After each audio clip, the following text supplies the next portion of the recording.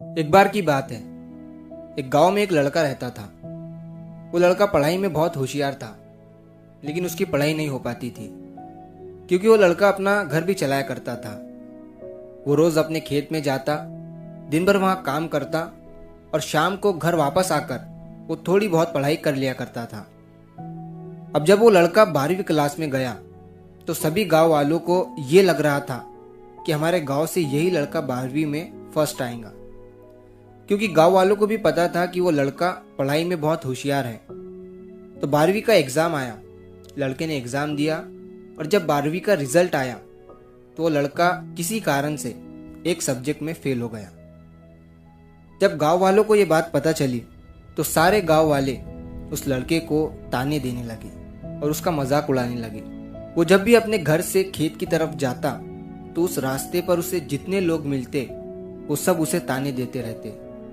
अब वो लड़का लोगों के ताने सुनकर बहुत परेशान हो जाता है और ये बात वो अपने उस्ताद को बताता है कि उस्ताद जी, मैं जब भी अपने घर से खेत की तरफ जाता हूँ तो उस रास्ते पर जितने लोग मुझे मिलते हैं सब मेरा मजाक उड़ाते हैं। तो उसके उस्ताद ने उसे कहा कि तू ना एक काम कर, एक बड़ा सा लोटा ले और उस लोटे को पूरा ऊपर तक दूध से भर दे और जब तू उस रास्ते से गुजरे तो तू उस लोटे से दूध का एक बूंद भी नीचे गिरने मत देना। लड़के ने एक दिन वैसा ही किया।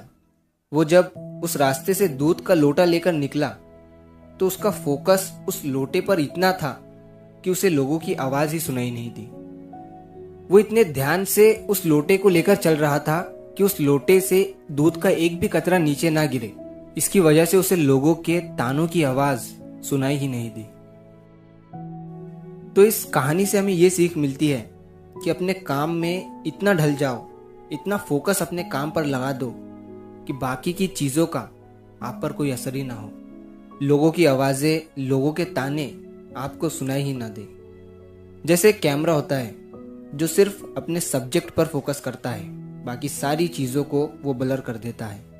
तो बस आपको भी उसी तरह अपने काम पर, अपने टारगेट पर फोकस करना है, बाकी चीजें तो अपने आप ही ब्लर हो जाएंगी। तो अगर आप इस कहानी को और भी लोगों तक पहुंचाना चाहते हो तो इस वीडियो को लाइक करिए ताकि YouTube इस वीडियो को और भी लोगों तक पहुंचाए। और अगर कहानी अच्छी लगी हो तो हमारे चैनल को सब्सक्राइब जरूर करिए। मिलता हूं मैं अगली बार इसी तरह की कहानी के साथ। तो सब्र करो, शुक्र करो और जिंदगी में आगे बढ़ो।